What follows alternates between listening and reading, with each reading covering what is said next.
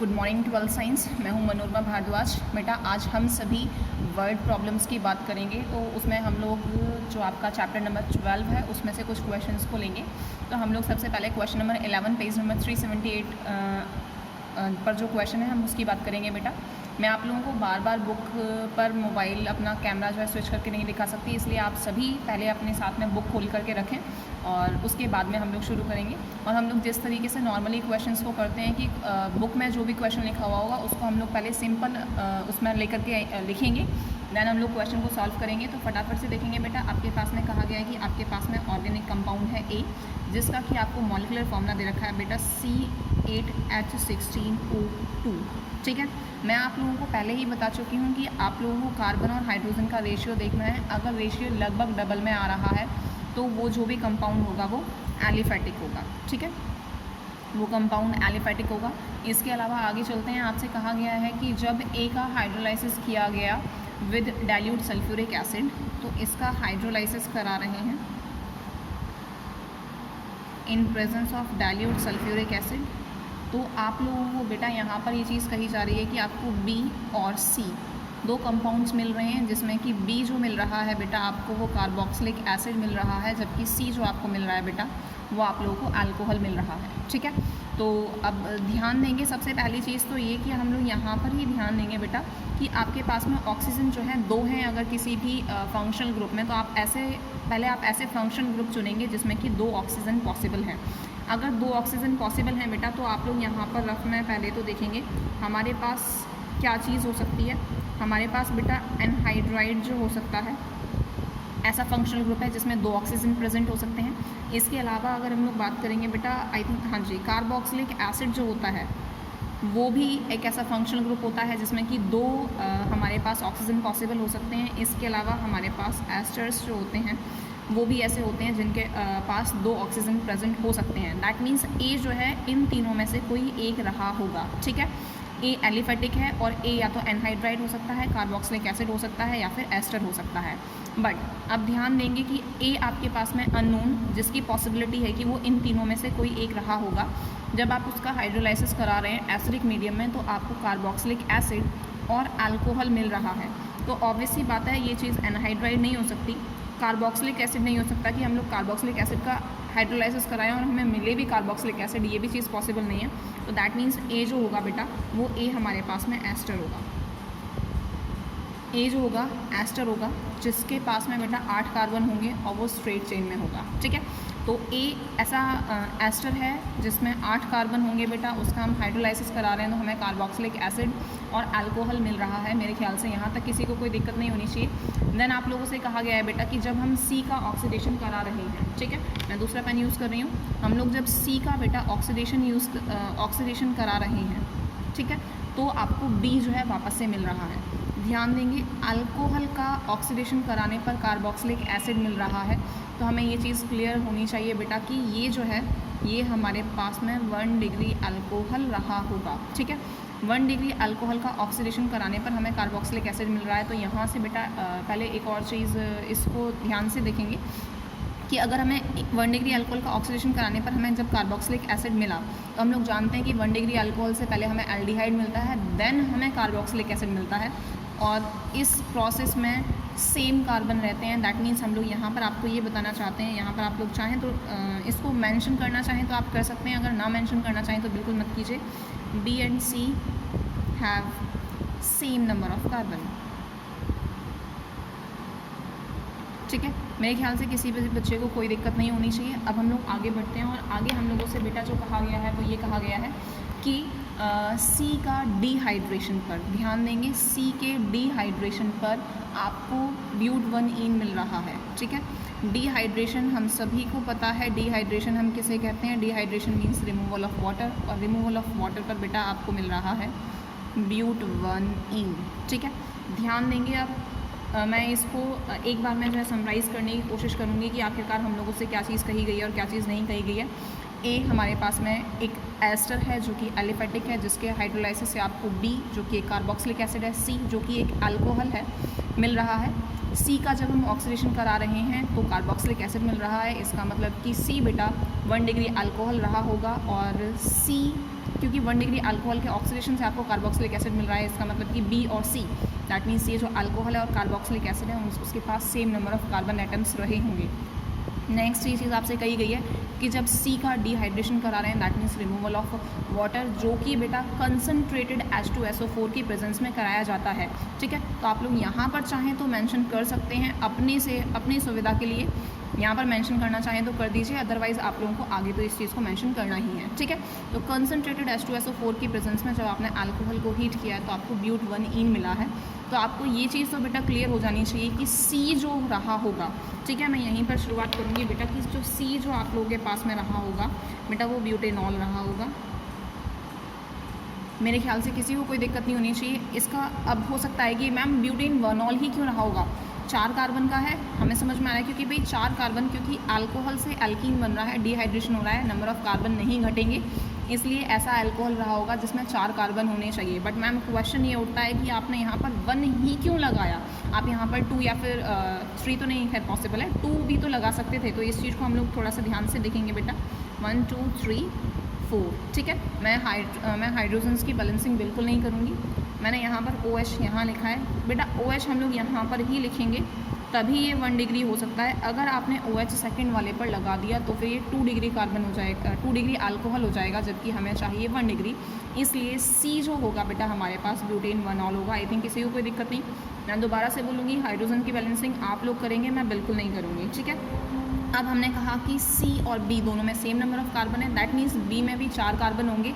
और अगर 4 कार्बन है बेटा तो ऑब्वियस सी बात है कि आपको B जो है आपको 1 2 3 4 और इसको आपको कार्बोक्सिलिक एसिड में कन्वर्ट कर देना है। नंबरिंग करेंगे 1 2 3 4 और जब आप इसकी नंबरिंग करेंगे बेटा तो ये आ जाएगा आपके पास ब्यूटेन 1 ओइक एसिड, या फिर आप इसे सिंपली ब्यूटेनोइक एसिड भी कह सकते हैं, मेरे ख्याल से कोई दिक्कत नहीं है। अब क्योंकि हमारे पास B और C पहले से आ चुके हैं तो मेरे ख्याल से हम लोगों को A में भी कोई भी दिक्कत नहीं होनी चाहिए, क्योंकि A आप लोगों के पास में बेटा क्या चीज़ है, A आप लोगों के पास में एस्टर है। तो फटाफट से देखेंगे, एस्टर आप लोगों को इस तरीके से बनाना है कि ये वाली जो चीज़ है 8 होने चाहिए, और इस तरीके से कि आपको B और C के रूप में ब्यूटेनॉल और ब्यूटेन 1 ओइक एसिड जो है आपको मिलना चाहिए। तो आपके पास में A जो है बेटा क्या चीज़ होगी, इसको देखेंगे फटाफट से। 1 2 3 4 5 6 7 8 ये वाली चीज़ हो गई, मेरे ख्याल से कोई दिक्कत नहीं होनी चाहिए। और चौथे कार्बन पर बट आप ध्यान से देखिए बेटा, ये तो कीटोन है और एस्टर के लिए हमें क्या करना पड़ेगा, एस्टर के लिए हमें यहाँ पर बीच में O भी लगाना पड़ेगा। ठीक है, तो आप लोगों को मेरे ख्याल से यहाँ तक कोई दिक्कत नहीं होनी चाहिए। नेमिंग आप लोग खुद कर सकते हैं, कोई बड़ी चीज़ नहीं। अब फटाफट से ये वाली जो चीज़ है जिसको हम लोगों ने ABC के टर्म्स में लिखा है, इस चीज़ को हम लोग फटाफट से रिएक्शन के टर्म्स में देखेंगे। तो हम लोग सबसे पहले जो करेंगे, हम लोग हाइड्रोलाइसिस ऑफ एस्टर करेंगे। Hydrolysis of ester that means जिसमें आपसे कहा गया है कि आप A + H2O कर रहे हैं in presence of dilute H2SO4, आपको मिल रहा है B और C। ठीक है, तो आप लोगों के पास में जो रिएक्शन है 1 2 3 4 O 1 2 3 4 प्लस H2O बेटा in presence of dilute H2SO4 जब आप कर रहे हैं तो ये A है। ठीक है, आप यहाँ पर मेंशन कीजिए A है, डिफरेंट कलर के पेन से यूज़ कीजिए जिससे कि हाँ टीचर को पता चले। और वैसे मैं आपको बता चुकी हूँ कि आपकी कॉपी रिप्रेजेंट करनी चाहिए, मतलब टीचर को देखते ही समझ में आ जाना चाहिए कि बच्चे ने क्या चीज़ किस तरीके से की है। तो आपके पास में कार्बोक्सिलिक एसिड होना चाहिए, प्लस आप लोगों के पास में बेटा अल्कोहल दैट मीन्स ब्यूटेनॉल होना चाहिए। तो ये आपके पास में B हो गया, ये आपके पास में C हो गया। मैं चाहूँगी कि आप लोग यहाँ पर A B C का IUPAC नेमिंग भी करें, और मैं आप लोगों को बता चुकी हूँ वर्ड प्रॉब्लम में ज़रूरी नहीं कि आप IUPAC नेमिंग करें। अगर आप 100% श्योर हैं तो ही आप IUPAC नेमिंग करेंगे, अगर आप श्योर नहीं हैं तो आप IUPAC नेमिंग नहीं करेंगे। ठीक है, अब उसके बाद में आप लोगों को जो कराना है बेटा, आप लोगों को कराना है बेटा ऑक्सीडेशन ऑफ C। आप लोगों को C का ऑक्सीडेशन कराना था, या फिर आप यहाँ पर अल्कोहल भी लिख सकते हैं। तो जब आप बेटा C का ऑक्सीडेशन करा रहे हैं और आपको यहाँ पर दिया हुआ है कि क्रोमिक एसिड की प्रेजेंस में कराना है, तो आप लोगों को मिल रहा है B। देखेंगे 1 2 3 4 OH oxidation in presence of chromic acid, आप अपने आप लिखेंगे 1 2 3 4 COOH। आई थिंक किसी को कोई भी दिक्कत नहीं होनी चाहिए। आप बताएंगे यहाँ पर ये B है और यहाँ पर ये C है। सॉरी नहीं, मैंने उल्टा लिख दिया, सॉरी बेटा, ये सी है और ये बी है, ठीक है। मैं आप लोगों से क्लास में भी कई बार कह चुकी हूँ कि मैं भी गलती कर सकती हूँ, आप लोग थोड़ा सा ध्यान रखेंगे, ओके। अब नेक्स्ट जो है हम लोगों को क्या कराना है बेटा, डिहाइड्रेशन ऑफ सी जो आप लोगों को कराना है, और सी की जगह पे मैं चाहूँगी आप अल्कोहल या फिर आप जो है यहाँ पर ब्यूटेन टूऑल जो है पूरा का पूरा लिखें, ठीक है। अल्कोहल की जगह पे आप ब्यूटेन टूऑल लिखेंगे तो वो ज़्यादा बेटर रहेगा। हम लोग नेक्स्ट पेज पर चलते हैं बेटा। हमारे पास अल्कोहल जो है वो क्या है, 1 2 3 4 OH। हम लोगों को इसको डिहाइड्रेशन कराना है, दैट मीन्स कंसनट्रेटेड H2SO4 के प्रेजेंस में इसको हीट कराना है। आप लोगों को ध्यान होना चाहिए, हम लोग क्या करते थे, फंक्शनल ग्रुप जिस कार्बन पर जुड़ा हुआ है आप उसे अल्फ़ा कार्बन कहा करते थे, बीटा कार्बन कहा करते थे। और डिहाइड्रेशन के लिए मैंने आपको बताया था कि अल्फ़ा कार्बन से बेटा OH निकल जाता था, बीटा कार्बन से बेटा H निकल जाता था, और अल्फ़ा और बीटा कार्बन के बीच में डबल बॉन्ड आ जाता था। हालांकि सेड-ज़ेफ़रूल वाली भी चीज़ होती थी, बट यहाँ पर सेड-ज़ेफ़रूल लगाने की कोई ज़रूरत नहीं है, क्योंकि हमारे पास सिर्फ और सिर्फ एक ही बीटा कार्बन है, तो कोई भी दिक्कत नहीं होगी।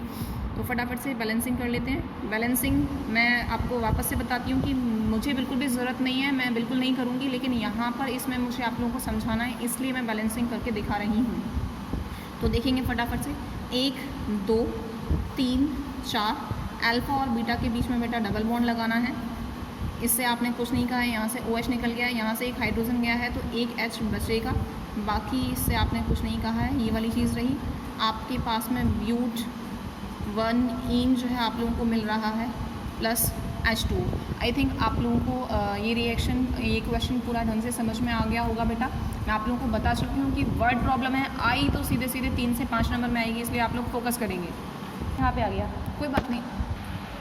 हाँ जी बेटा, ये क्वेश्चन यहीं तक है। अब हम लोग बेटा बात करेंगे क्वेश्चन नंबर 19 की, जो कि पेज नंबर 379 पर है।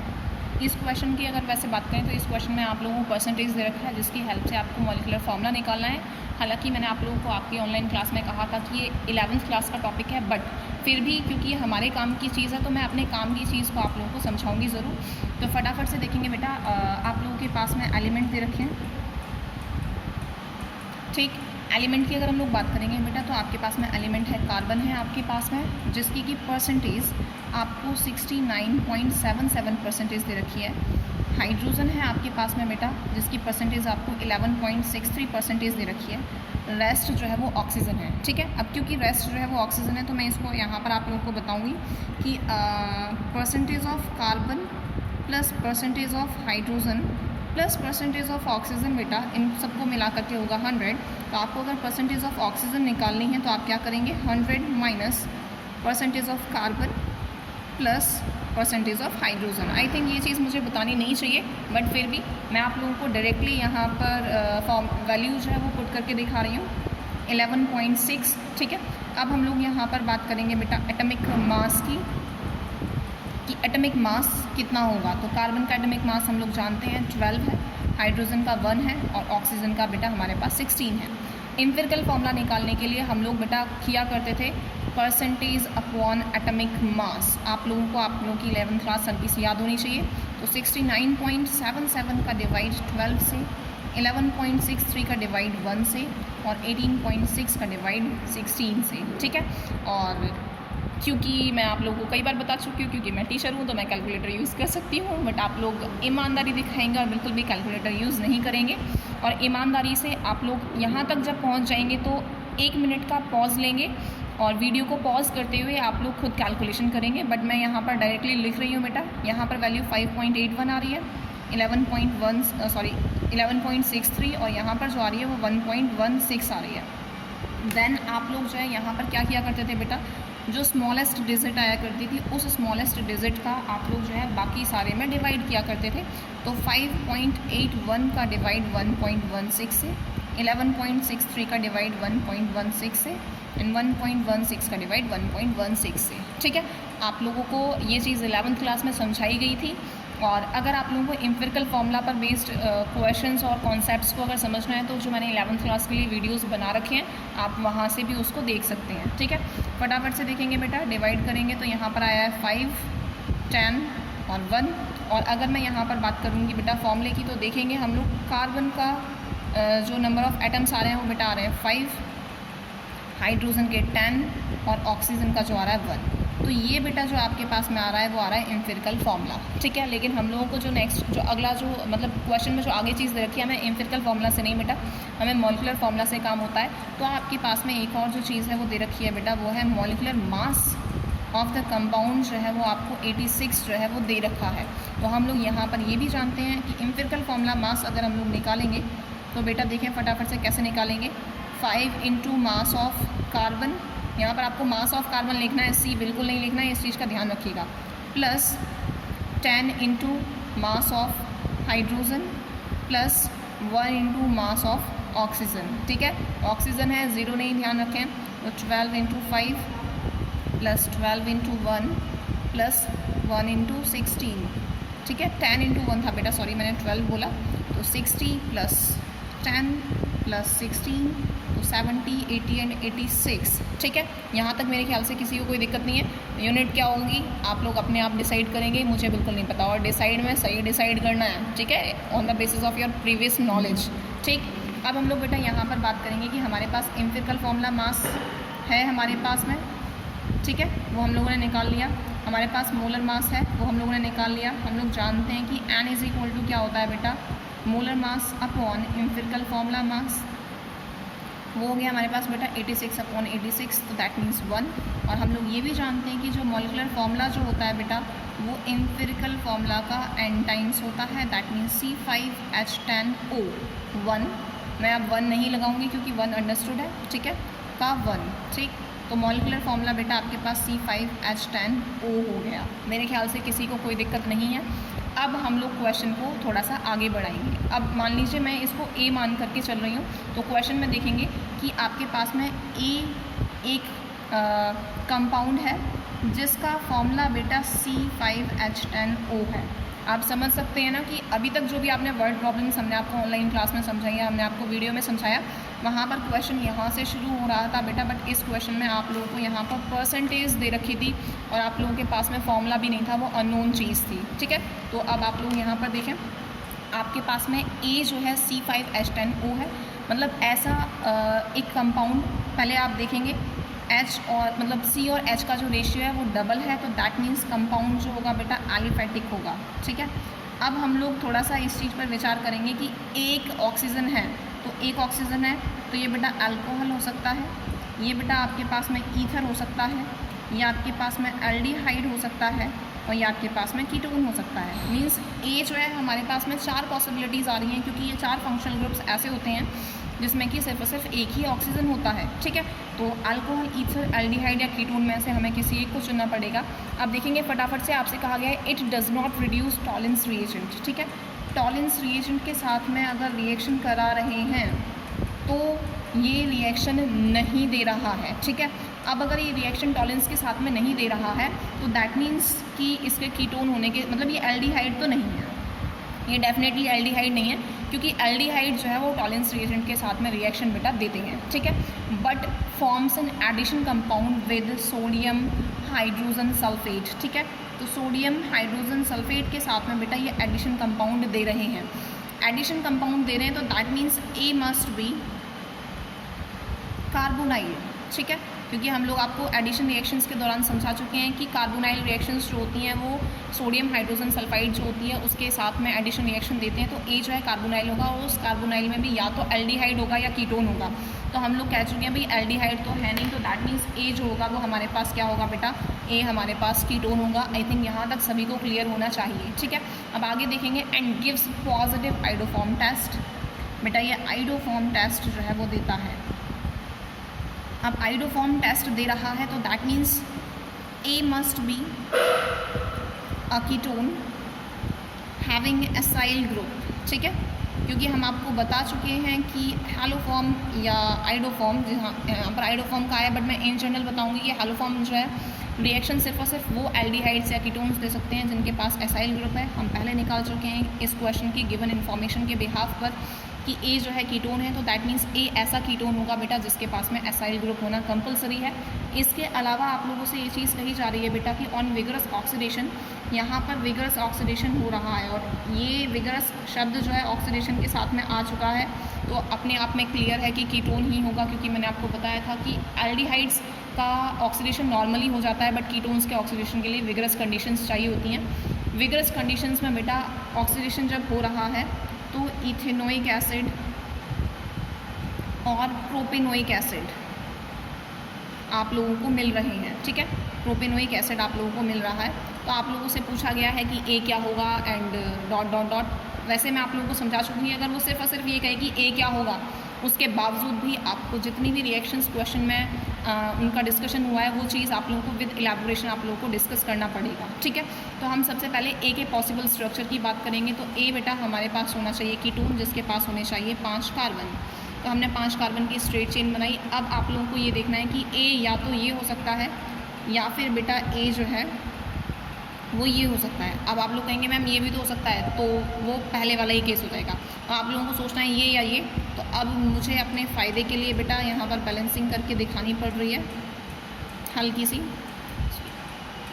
देखें फटाफट से कि जो नीचे वाला जो आपके पास में स्ट्रक्चर है उसमें एसाइल ग्रुप नहीं है और एसाइल ग्रुप नहीं है, तो हमारी ये वाली जो कंडीशन है वो फुलफ़िल नहीं हो पा रही है, ठीक है। तो जब बेटा हमारी ये वाली कंडीशन फुलफ़िल नहीं हो पा रही है तो दैट मीन्स ए का जो है ये स्ट्रक्चर पॉसिबल नहीं है। यहाँ पर ध्यान से देखेंगे हमारे पास एसाइल ग्रुप है, कीटोन है, दैट मीन्स ए का जो पॉसिबल स्ट्रक्चर है वो ये है, ठीक है।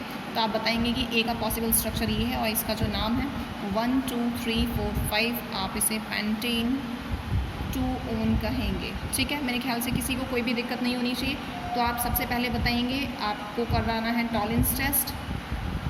अब आप लोग कह सकते हैं मैम टॉलेंस टेस्ट तो ये देगा ही नहीं तो हम क्यों दिखाएं? नहीं, हम इसको दिखाएंगे एटलीस्ट कि हाँ भाई टॉलेंस टेस्ट, क्योंकि क्वेश्चन में डिस्कस हुआ है। तो आप बताएंगे कि हाँ भाई टॉलेंस टेस्ट, आप यहाँ पर बताएंगे नो रिएक्शन, ठीक है। इस चीज़ को आप लोग दिखाइए, जैसे कि टीचर मतलब मैं आप लोगों को बता चुकी हूँ, बस रिप्रेजेंटेशन रिप्रेजेंटेशन एंड रिप्रेजेंटेशन, ठीक है। रिप्रेजेंटेशन पर ज़्यादा फोकस करना है बेटा। देन है आपके पास में addition of sodium hydrogen sulphide. तो अगर हम यहाँ पर बात करेंगे तो मैं यहाँ पर आप लोगों के लिए इसको एज इट इज़ छोड़ूंगी, ये मानते हुए कि आप लोगों को मैं क्लास में समझा चुकी हूँ कि इसको हम लोग किस तरीके से करते हैं, ठीक है। आप लोग इसको खुद देखेंगे कि यहाँ पर क्या चीज़ आएगी। लेकिन अगर किसी बच्चे को इस स्टेप में दिक्कत आती है तो फिर आप लोग मुझसे पूछ सकते हैं बेटा, ठीक है। इसके अलावा आप लोगों को आइडोफॉर्म टेस्ट करके दिखाना है।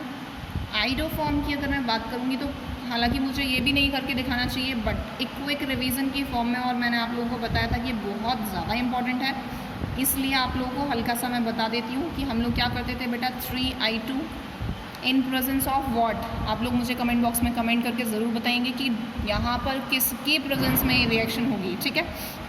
देखेंगे फटाफट से। मैं इसको नीचे की तरफ लेके आ रही हूँ बेटा। 1 2 3 4 I3 इसकी रिएक्शन देन हम किसी के साथ में कराया करते थे, और आप लोगों को यहाँ पर CHI3 प्लस 1 2 3 4 ONA आप लोगों को मिल जाएगा। यहाँ पर ये जो चीज़ मिलेगी बेटा, ये आपको मिलेगा आइडोफॉर्म, जो कि आपको प्रेसिपिटेट की फॉर्म में मिलेगा, ठीक है। मेरे ख्याल से ये चीज़ सभी को क्लियर होनी चाहिए। देन बेटा हम लोग कराएंगे ऑक्सीडेशन। ऑक्सीडेशन की अगर मैं बात करूँगी तो यहाँ पर देखेंगे 1 2 3 4 5, और जब हम बेटा इसका ऑक्सीडेशन कराएंगे, मैं इसको नीचे की तरफ लिख रही हूँ क्योंकि मेरे पास आगे स्पेस नहीं है। मैंने आप लोगों को बताया ऑर्गेनिक में ये चीज़ चल सकती है। तो आप लोगों को 1 2 3 आप लोगों को कहा गया है प्रोपेनोइक एसिड मिल सकता है, इथेनोइक एसिड मिल सकता है, ठीक है। लेकिन मैं यहाँ पर आप लोगों को कहूँगी कि आप लोग on the basis of representation यहाँ पर पोपअप रूल जो मैंने आप लोगों को ऑनलाइन क्लास में समझाया था उसके बिहाफ पर जो है बॉन्ड को ब्रेक करके दिखाएं और मेजर माइनर करके दिखाएं। हालांकि अगर आप यहाँ तक इतना छोड़ते हैं तो कोई दिक्कत नहीं है, बिल्कुल कोई दिक्कत नहीं है, टीचर इतने से सेटिस्फाई हो जाएगा। बट रिप्रेजेंटेशन के बिहाफ पर आप लोग पोपअप रूल को करके दिखाएँ, प्लस में जो भी प्रोडक्ट होंगे देन मेजर माइनर और देन मेंशन करें अकॉर्डिंग टू पोपअप रूल, ठीक है। मैं उम्मीद करती हूँ बेटा आपको यहाँ ये दोनों क्वेश्चंस जो हैं समझ में आ गए होंगे। और भी हम लोग जो है वर्ड प्रॉब्लम पर और भी हम वीडियोस बनाएंगे, बट उससे पहले आप लोग इन क्वेश्चंस को कीजिए, और जो मैंने ऑनलाइन क्लास में आप लोगों को जो भी क्वेश्चंस कराए हैं उनको भी करें। देन हम लोग आगे और भी क्वेश्चंस की प्रैक्टिस करेंगे। Thank you.